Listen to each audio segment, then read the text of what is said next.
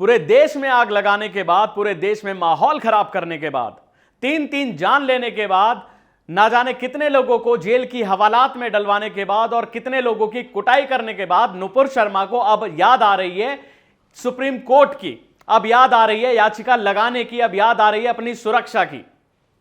अब वो supreme court का उन्होंने रुख किया है, याचिका लगाई है कि मुझे धमकियां मिल रही हैं, मेरे खिलाफ मामले दर्ज हैं, प्लीज आप सभी मामलों को दिल्ली ट्रांसफर कीजिए। और ऐसे में सुप्रीम कोर्ट ने नुपुर शर्मा को लताड़ते हुए कहा है कि जैसे वो चैनल में बैठकर डिबेट में आपने जवाब दिया था ना, पैगंबर मोहम्मद पर अपशब्द कहे थे, वैसे ही डिबेट में बैठ के पूरे देश से माफी मांगो। नमस्कार, मैं हूं राशिद और मैं बताऊंगा आपको कि नुपुर शर्मा पर आखिर क्या क्या चल रहा है। नुपुर शर्मा ने फिर दोबारा माहौल गर्म कर दिया है, आखिर किस वजह से, और सुप्रीम कोर्ट से उन्हें क्या झटका लगा है, क्या जवाब मिला है और इसके आगे की अब कार्रवाई क्या होगी। सबसे पहले मैं आपको बता दूं कि नुपुर शर्मा के खिलाफ जो देश में माहौल बन रहा था, जो उदयपुर की ताजी घटना हुई है, आखिर उसका जिम्मेदार भी अब सुप्रीम कोर्ट ने नुपुर शर्मा को ठहराया है। नुपुर शर्मा ने सुप्रीम कोर्ट में याचिका लगाई थी कि मेरे खिलाफ, जो कि तमाम राज्यों में याचिका लग गई हैं, मेरा नाम लिया जा रहा है, मुझे धमकियां मिल रही हैं, जो भी मामले हैं प्लीज उन्हें दिल्ली में ट्रांसफर किया जाए। क्योंकि अगर जहां जहां मामले दर्ज हो रहे हैं नुपुर शर्मा को वहां जाना पड़ता, महाराष्ट्र में जाना पड़ता, बंगाल में जाना पड़ता, वहां उन्हें बताया कि उनकी जान को खतरा है, इसलिए उन्होंने यह याचिका लगा दी। लेकिन सुप्रीम कोर्ट ने नुपुर शर्मा को क्या क्या फटकार लगाई है वो मैं आपको बता दूं। आपका बयान परेशान करने वाला है। नुपुर को पूरे देश से माफी मांगनी चाहिए। नुपुर की वजह से देश में माहौल खराब हुआ, उदयपुर की घटना के लिए नुपुर शर्मा जिम्मेदार है, यह सुप्रीम कोर्ट ने लताड़ा है। और केवल इतनी कहानी नहीं है, बल्कि आगे सुनिए। नुपुर शर्मा ने देश का माहौल खराब किया, टीवी पर आकर देश से माफी मांगो। सुप्रीम कोर्ट की इस टिप्पणी, ये जो सुप्रीम कोर्ट ने अभी टिप्पणी की है नुपुर शर्मा पर, और अब नुपुर शर्मा ने अभी इस पर कोई जवाब नहीं दिया, केवल उन्होंने याचिका लगाई थी। तो वहीं मैं आपको बता दूं कि सुप्रीम कोर्ट में यह भी सफाई में उन्होंने यह भी कहा था कि ये जो बयान मैंने दिया है वो टीवी चैनल में बैठकर एंकर के जवाब में दिया था। तो सुप्रीम कोर्ट ने कहा है कि अब उस एंकर को भी माफी मांगनी चाहिए, उस एंकर पर भी मुकदमा चलना चाहिए।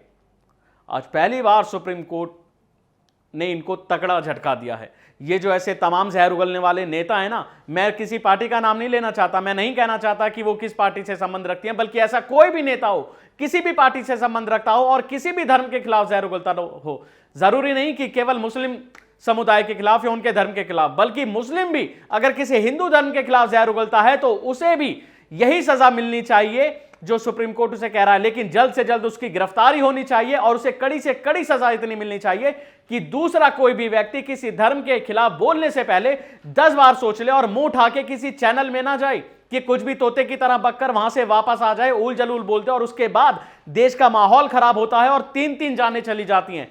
कौन देगा उनके परिवार को अब न्याय? कौन देगा उनके परिवार को न्याय? जरा सोचिए। पुलिस प्रशासन, पुलिस की गोली से वहां पर उसकी जान गई, रांची में जान गई, साहिल की जान गई, मुदस्सिर की जान गई।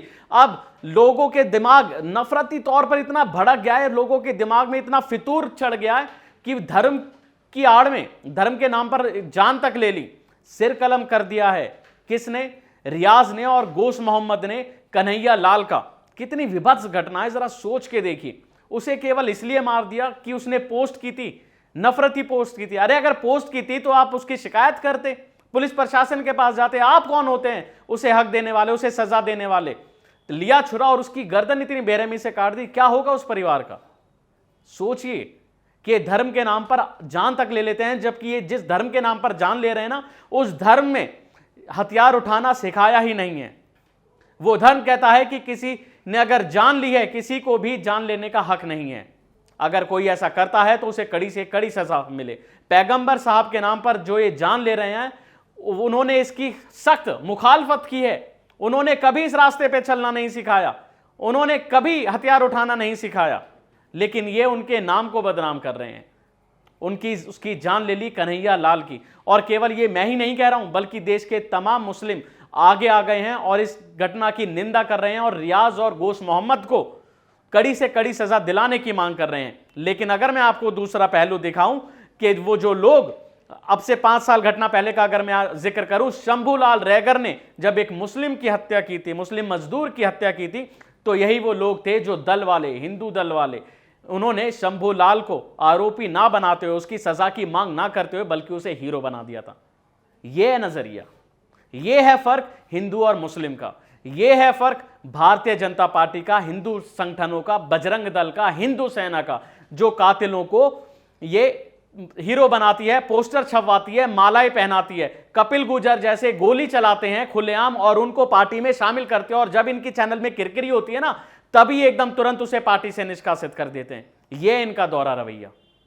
नुपुर शर्मा जैसे नेताओं पर ना सिर्फ इन पार्टी की सदस्यता खत्म करनी चाहिए, बल्कि ऐसे लोगों पर बैन भी लगना चाहिए कि ये कोई भी पार्टी ज्वाइन ना कर सके।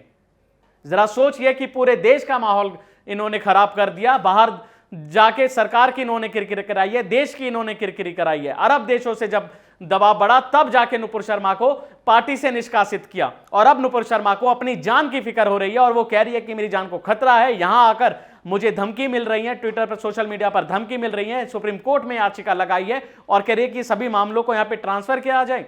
लेकिन अब सुप्रीम कोर्ट ने जो फटकार लगाई है उससे नुपुर शर्मा बच नहीं पाएगी, और तमाम साथ साथ वो एंकर भी अब लपेटे में आएंगे जो ऐसे दिन रात मुद्दे चलाते हैं। वो एंकर गोदी मीडिया, तोता मीडिया, जो सिर्फ हिंदू मुस्लिम करते हैं, मंदिर मस्जिद करते हैं, शिवलिंग करते हैं।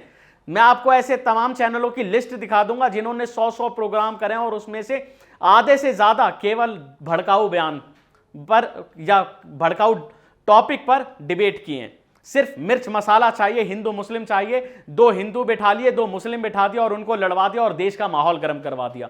ऐसे टीवी एंकरों पर भी अब नकेल कसनी चाहिए। अब ये भी कानून के शिकंजे से बच नहीं पाएंगे। सुप्रीम कोर्ट ने कहा है कि अब ऐसे टीवी पत्रकार पर भी मुकदमा चलेगा। नुपुर शर्मा तो अब फंसेगी, लेकिन वो टीवी चैनल भी, वो टीवी पत्रकार भी लपेटे में आएंगे जो अपने चैनल पर ऐसे एजेंडे को चलाते हैं, ऐसे प्रोपेगेंडा को चलाते हैं।